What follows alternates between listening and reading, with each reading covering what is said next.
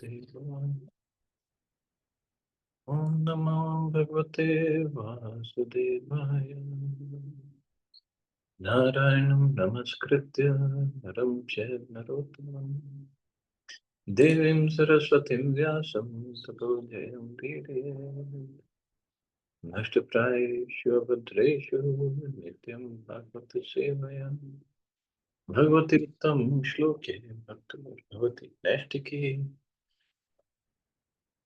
So continuing with the discussion on Prabhupada Lilamrita by Srila Das Goswami, Prabhupada is in Vrindavan trying to get the construction going. And in his mind is Bombay and Mayapur, both. Later, one of the devotees told Prabhupada that dealing with the devotees was sometimes more difficult than dealing with the materialists. And he mentioned a well-known problem case, a devotee named Makhanchor. This is experience of everybody.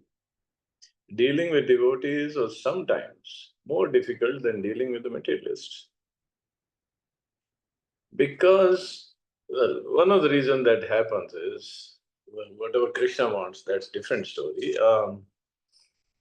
In a voluntary organization, everybody thinks that I know the best. Instead of working with the management, cooperating, and they all think I'm the best and I don't need to work for anybody. That's where the problem starts. In like office setting, one is boss, others are workers under him, and they all know their position very well. And also, I mean, in the office setting, you can get fired if you don't do what your boss says, but not in devotional circle or voluntary organization. That is your penance, Prabhupada said. Your penance is to work with Makhanchor. We should take anxiety. For a sane man to work with a crazy man is not pleasurable, but the service to Krishna is pleasurable. See, Prabhupada's viewpoint. Prabhupada described how he had left his peaceful life in Vrindavan to take on so much burden and anxiety for Krishna, just as he had taken a risk by going to America in old age. So his disciples should accept whatever difficulties were required in preaching Krishna consciousness. The work is not pleasurable, Prabhupada said, but making so many devotees is pleasurable. True, that is a spirit with which the devotees keep going, but sometimes just gets out of hand. What to do? Although devotees had been visiting the various temples of Vrindavan, eager to imbibe the Vrindavan spirit, the real nectar came when Prabhupada, sitting in his room, spoke about Vrindavan. Vrindavan is for Paramhansas, he said. You cannot see Vrindavan with Vishay or material spirit. The test is how much you have conquered over eating, sleeping, and mating. Don't think you can just come to Vrindavan and become a Goswami. One who comes to Vrindavan with a material spirit will take birth as a dog or monkey in Vrindavan. That's his punishment. But the dogs here are also Vaishnavas. Monkeys also. There's so many dogs and monkeys and pigs and other creatures. Good thing is, yes, they are living in Vrindavan, but they are in different body. So Prabhupada is mentioned. One who comes to Vrindavan with a material spirit will take birth as dog or monkey in Vrindavan. Material spirit. Not just comes, one who lives in Vrindavan with material spirit also has the same destiny. See, Radhakund, Vrindavan, Govardhan, other places in Braj, they are very, very pure, spiritually the topmost places. And they give us an opportunity when we come here to become purified, to make tremendous progress. One can do. But if one comes with the material spirit means to enjoy this body, enjoy the senses, instead of serving the Dham, or instead of performing austerity, tapasya, bhajan. If one comes with that spirit or develops that spirit, then one has to suffer. Just like either here or other place, Prabhupada has explained that monkey business. What's a monkey business? They they just have they disturb everybody and then they have sex indiscriminately. So if one comes to Vrindavan or Braj and has this kind of mentality, then that is what's going to happen. One, if he leaves his body in Vrindavan, he's going to become a monkey.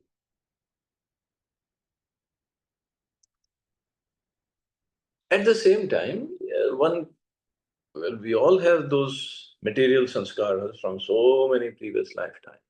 We can pray to Dham, we can pray to Radha Krishna, please help me. They'll help. We can pray to Braj Raj. Omi is there, Yamuna ji is there, Giriraj is there, Radha Kund is there. We can pray. Please take these desires out of my mind. They will help. They're there to help. But the mood that we have to see, what mood we are in. And also another thing that Prabhupada has always warned, should not come to Vrindavan to do business. We're not here to do business. Business is for Brajvasis to be, not for us.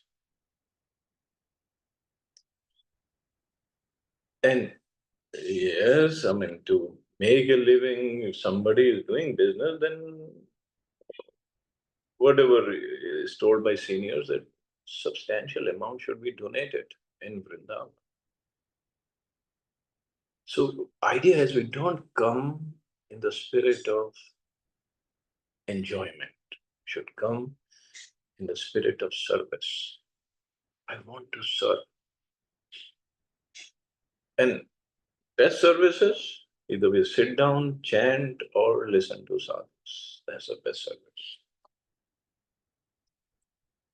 People come to Vrindavan to give up all material anxieties and family life. So one should not be afraid. He should never mind what's going to happen. There are many devotees in Vrindavan who are not disturbed by heat or cold.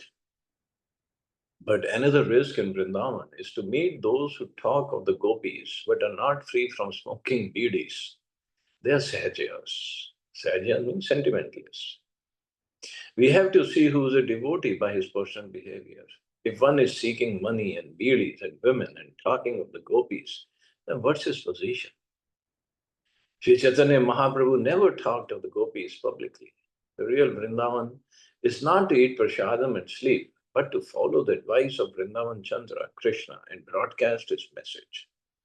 That's his message. That is Vrindavan. Vrindavan Dham is worshipable. Don't commit an offense here. Take it as Chintamani Dham. Krishna, Narottam Das Thakur says to see Vrindavan is not possible with Vishaya. So we should take the shelter of Gaur-Nitai, become cleansed of eating, sleeping, and mating. Then you will see Vrindavan. Don't commit offenses here. There is a special influence in Vrindavan. So, Vishaya Chadiya Kabbe Shuddha Hai Vimana, Narottam Das Thakur is saying. So, Vishaya Chadiya Kabbe Ham Hedeva Shri Vrindavan.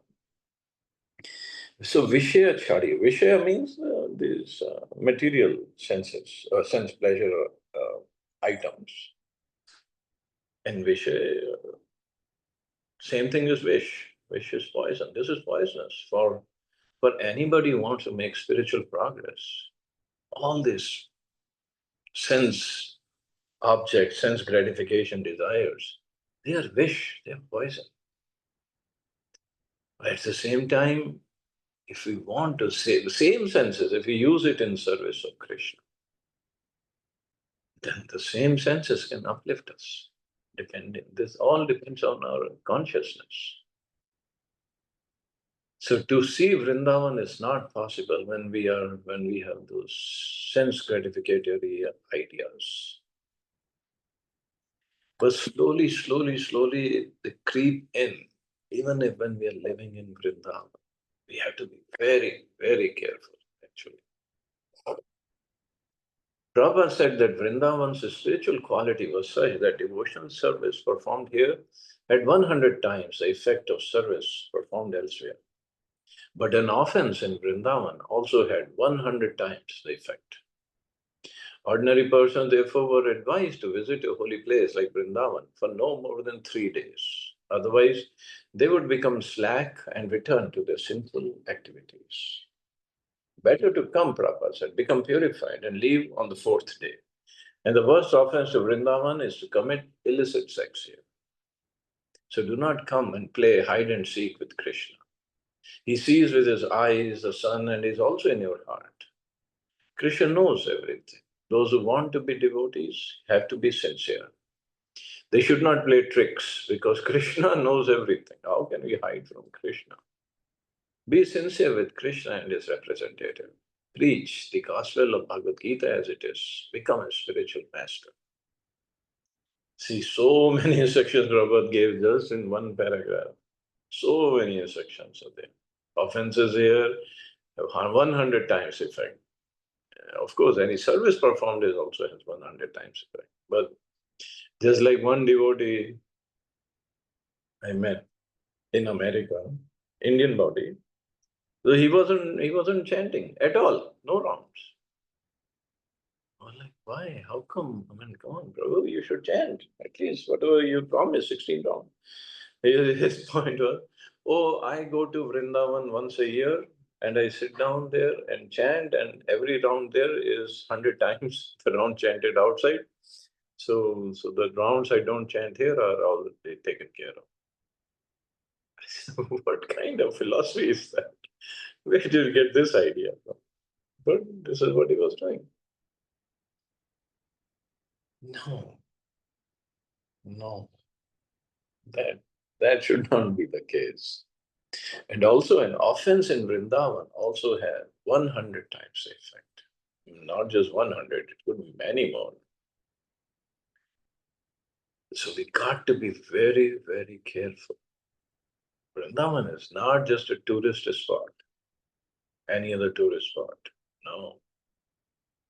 Should come with very sincere, serious mentality and perform service. Service.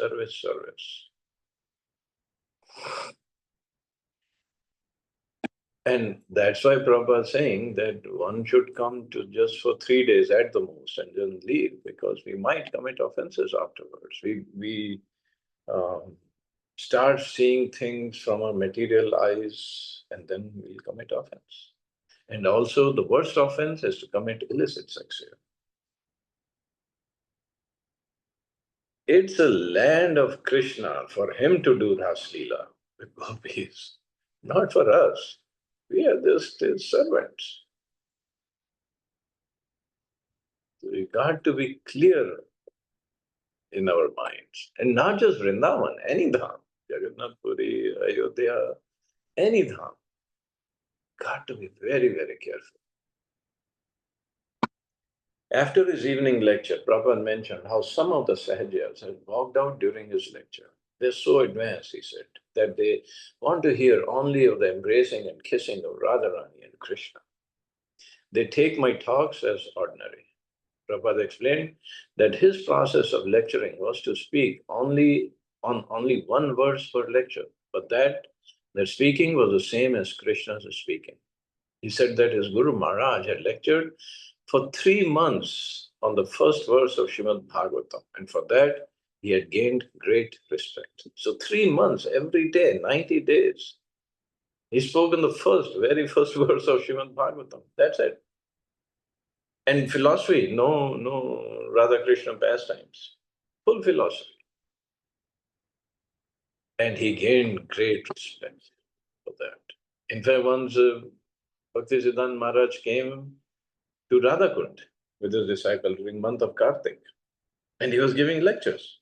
And the devotees of Babaji is here thought, oh, Bhaktisiddhanta Maharaj has come, so he must be speaking of uh, esoteric pastimes of Radha and Krishna. When they went to hear him, he was speaking on Upanishads, full philosophy, nothing else. And they just left. This was Bhaktisiddhanta Maharaj's mood, and how he was known as Simha Guru. He was very heavy. This was Prabhupada's mood also. Prabhupada learned one day that one of his disciples had left the company of the ISKCON devotees to live among the Babajis at Radhakund.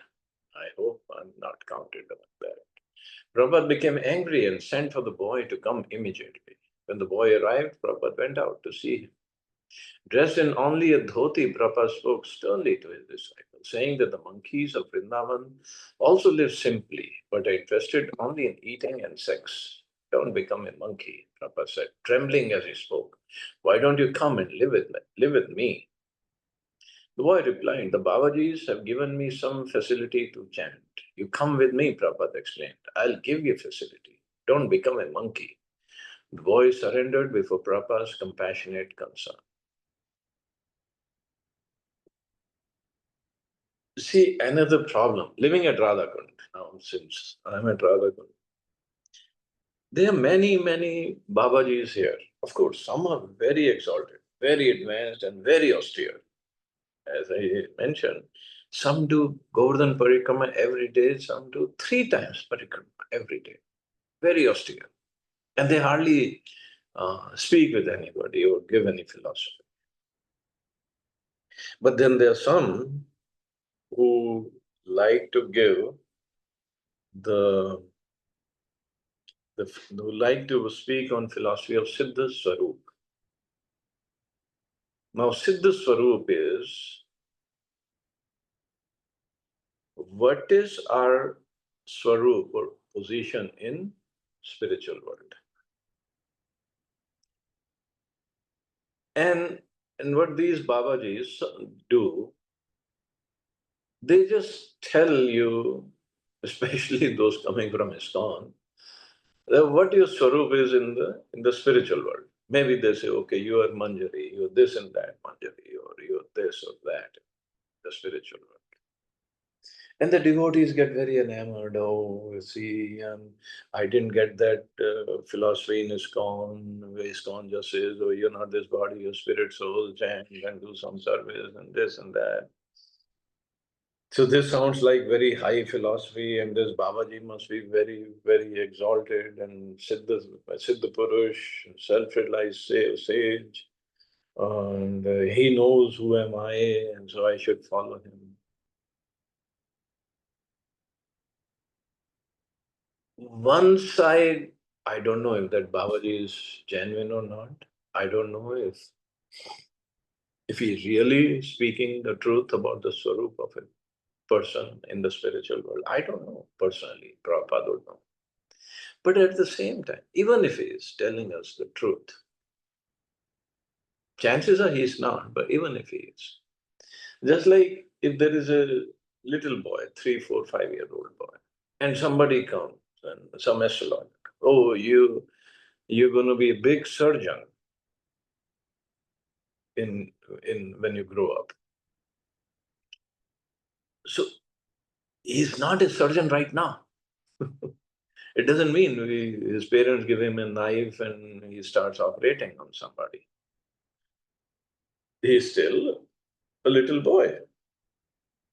And to become a surgeon, he has to go through all his studies, take the entrance exam for medical college, go through the studies of medical college, and then do post-graduation, and then do surgery, whatever specialization. Then he will become a surgeon. And then he has to work under some professional or experienced surgeon to get the experience. Then he becomes a surgeon. Similar, if somebody tells me, okay, your Swarup is so and so, uh, you're this Manjari in Radha Krishna Leela, to me, I'm just a neophyte. I'm just beginning in my spiritual life. Even if somebody tells me you're Manjari, so what? I'm not going to act like Manjari. I have to come to that level of purification, to realizations, and that can only happen by the mercy of Prabhupada. Not just somebody tells me you're this and I start acting. But this had happened. And this is what Prabhupada was afraid of. His disciples might get very, very distracted. And when I start behaving like that, then this is offensive. And Dham will kick me out. So one has to be very, very careful.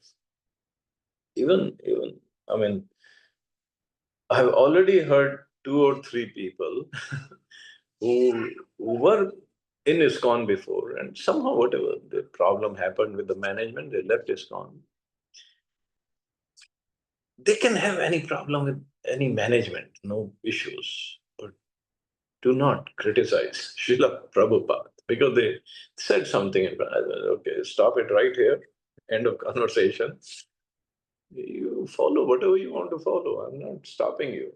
Don't criticize Prabhupada in front of me or Prabhupada's philosophy. Do not criticize that. Prabhupada has given us everything that is required for us to make progress, to go back to God. And Prabhupada's mercy is also there if we follow his teachings properly. Besides that, I don't think we need anything.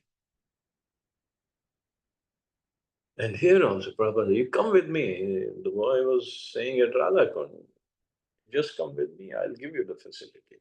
Don't become a monkey.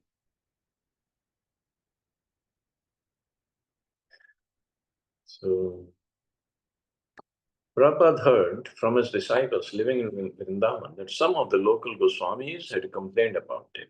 They had read an article published in Back to Godhead and considered it insulting. The article written by Prabhupada's disciple Haigreve contained a statement that Goswamis in Vrindavan who misbehaved would become hogs and monkeys in Vrindavan in the next life. Prabhupada replied that the statement was accurate. The article, he said, had not specifically referred to the present Goswamis, but to any Goswami who lived sinfully in Vrindavan. This was not merely an opinion, but was an authoritative conclusion of the original Goswamis of Vrindavan. Even the Goswamis. So, what to speak of creatures like us? So, only thing is, yes, we got to be very, very careful when we come here, live here, or even visit here. Got to be very careful. Although Yamuna Dasi lived in Vrindavan with her husband Guru Das, Prabhupada rarely saw her. So one day he sent for her and inquired why she was not coming to hear him and serve him. Yamuna admitted that she was afraid because Prabhupada seemed to be in a chastising mood of late. She was referring to Prabhupada's insistence and pushing to get the Vrindavan temple built. Prabhupada said that only by his pushing was the temple being built. But Yamuna again confessed her fear of Prabhupada's anger. You may be afraid of your spiritual master, Prabhupada said, but that doesn't mean you shouldn't come and see him. He then narrated the story of how Lord Balram had once forced the river Yamuna to come before him. As he spoke, all the devotees present became aware that Prabhupada was not only telling the Leela of Lord Balram frightening the river Yamuna, but he was also speaking indirectly about the disciple Yamuna. Absorbed in the pastimes of Lord Balram, Prabhupada described how the Lord, intoxicated from drinking honey, had threatened the river Yamuna, forced her to come. So this was a pastime. Actually, we should also visit this place sometime. Lord Balram was visiting Vrindavan from Dwarka. He had come. Krishna sent him a message that Balramji said, told the gopi, oh yes, Krishna is going to come. And he stayed in Vrindavan for 2 months. But then Balramji has his group of gopis. So he was with his gopis at the banks of Yamuna, and he had, it says, intoxicated from drinking honey or varuni. But that's Balramji. He can do whatever he wants. And he was the bank, and he asked Yamuna to come close to him because he wanted to play with his gopis in the waters of Yamuna. Yamuna was little far. Yamuna, Yamuna got afraid that Balramji is drunk and I don't know what's going to do, so she just kept flowing her natural way. Balramji got angry. So he took his plow, he went and he dragged Yamuna towards a place where he was with his gopis. And Yamuna at that place flows in 100 streams, 100 little streams. It still is like that. And then again later she becomes full Yamuna. So, so Balramji with her plow, she made her in 100 small streams. So she appeared, she prayed, she asked for forgiveness. Then Balramji forgave her, but that place still has that 100 streams. And then Balramji played in the water with gopis, and then he was happy. So now Prabhupada is saying, Prabhupada described how the Lord, intoxicated from drinking honey, had threatened the river Yamuna, forcing her to come. But when the Yamuna did not come, Lord Balram had cut into the earth with his plow, forcing her to flow to him. In this way, Prabhupada said, I'll drag you to come and see me. Yamuna Dasi agreed to stop her foolish reluctance and come and cook for her spiritual master. So, I'll drag you to come and see me. Although Prabhupada is very, very merciful, but sometimes he got heavy. But another thing that Prabhupada said, and this also happened in Vrindavan. One of the devotees, he was serving as a cook. So he made some item for Prabhupada. I'm not sure what did he. He made some kind of halwa and he brought it for Prabhupada to eat. And somehow Prabhupada didn't like that halwa. I don't know. What was the difference? I don't know the details. And Prabhupada chastised the cook. What did you make? I didn't tell you to make it like this or something. And that devotee, he took that plate of halwa back in the kitchen and he started crying. And crying in front of Bhakti Siddhanta Maharaj's picture. Crying that I made the halwa for your disciple, for Srila Prabhupada to enjoy. Somehow he didn't like it, chastised me, and this and that. Like he was complaining to Bhakti Siddhanta Maharaj, look at your disciple. Prabhupada called. He was in another room. He called the disciple, come and bring that halwa. The disciple was afraid, he brought, and Prabhupada ate the whole thing, whole halwa, whatever it was good. And he said it was very good. So later he said, a grandfather is more lovable towards his grandsons than a father towards his sons. So Srila Bhakti Siddhanta Saraswati Thakur must have given instructions to Prabhupada, he is my grandson, you cannot chastise him like this. So similarly is our case. Prabhupada is our grandfather. He is more loving towards us. So even if we commit some mistake, we go to him, we surrender, we beg for forgiveness, he is ready to give us his mercy. All we have to do is just go and approach him. And that is why I always say, anytime if you have any problem, instead of, you can go to Krishna, go anytime, but better go to Srila Prabhupada. He will definitely help, definitely. I've seen in my life, so my experiences are like that. So all we have to have faith in Prabhupada and just, whatever issues are there, just tell him. He's ready to help. It's his movement, first of all. We are all in his family. He will help. And he's a grandfather.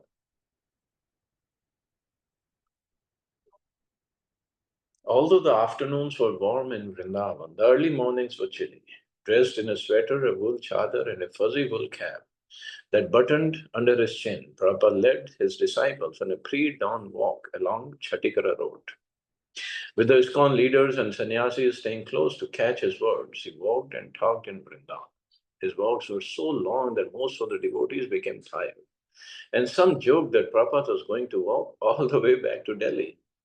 When the sun rose, gradually the air would begin to warm. Some of the devotees had expected that in Vrindavan, Prabhupada would talk more about the places of Krishna's pastimes and about Krishna and the gopis, and that Prabhupada himself would want to see the places of Krishna's pastimes. But Prabhupada seemed far more concerned to hear of the preaching of his disciples or to discuss the construction of Krishna Balram Mandir. Often, when devotees raised the topic of Vrindavan, Prabhupada would criticize the cheating of certain Vrindavan Babajis and the corruption within Vrindavan. Okay, now again, Prabhupada can talk about Babaji's or corruption of Vrindavan, anything. Prabhupada is on a different level. We cannot do that. What is happening, it's all under Krishna jurisdiction, he'll handle, not us. Or he would speak of the special vision required before one could properly see Vrindavan. He said Vrindavan was wherever a pure devotee lived, and he stressed that the devotee's main business was to go out of Vrindavan and preach. Preach, preach, preach. As they walked along the road, the main traffic was pedestrians, workers carrying milk on bicycles, or men riding on bullock carts. Only occasionally an automobile would speed by, its horn honking. Almost every person who approached would respectfully greet Prabhupada with Jai Radhe or Hare Krishna. Or they would hold up their hands or bow their heads and say Namaste. One young man driving a bicycle rickshaw approached from the opposite direction and just before reaching Prabhupada, stopped his rickshaw, got down, stepped out of his shoes, and prostrated himself on the road. Prabhupada smiled and said, "Very good boy." Prabhupada paused. "This is Vrindavan," he said. "The simple habit of the ordinary people in Vrindavan to offer respect to a saintly person was to Prabhupada an expression of Vrindavan's essence." Vrindavan was one of the few remaining places in India where even a common man would chant the name of Radharani and Krishna as he passed by on the road. To fully understand this extraordinary phenomenon was to understand Vrindavan. And this is true. Everybody, you just say Radhe Radhe or Hare Krishna, they'll respond that way. Nobody will say like in Delhi, good morning, or this or that. There's no such thing. Only Radhe Radhe goes on. One devotee asked Prabhupada, if so many residents of Vrindavan are fallen souls, then what was the meaning of the statement that to be born in Vrindavan was to be liberated? It says in the Krishna book, the devotee said, that the people in Vrindavan don't need a spiritual master. Krishna is their spiritual master. Yes, Prabhupada replied, they have an excellent spiritual master, but one may have a spiritual master and not obey him. Then what's his position? So they have fallen who do nonsense things in Vrindavan. But the fortune is also there, that they're born in Vrindavan, but they misuse that fortune. The land was very dry, Prabhupada said that Vrindavan was becoming like a desert would would become more so in the future. He said this was because of impiety. In the West, he said, I see in America, Germany, there is so much green, but not here. The devotees then questioned Prabhupada, wasn't the West more impious than Vrindavan? Yes, Prabhupada said, I came to you in the West and you did not know anything about Krishna. You didn't even know about that these things were bad, meat eating and illicit sex. But when I told you to stop, you did it. But this is Krishna's land, Vrindavan, and they're doing these things here. Therefore, it is even worse. And they're being punished directly by Krishna. So this is the case. This is the case. You cannot do all these sinful activities in Vrindavan and think we not get punished. And as Prabhupada said, it gets 100 times more reaction than outside. Influence of Kali Yuga is there. Everywhere it's there. Okay, I guess I can stop here. See anybody has any questions or comments?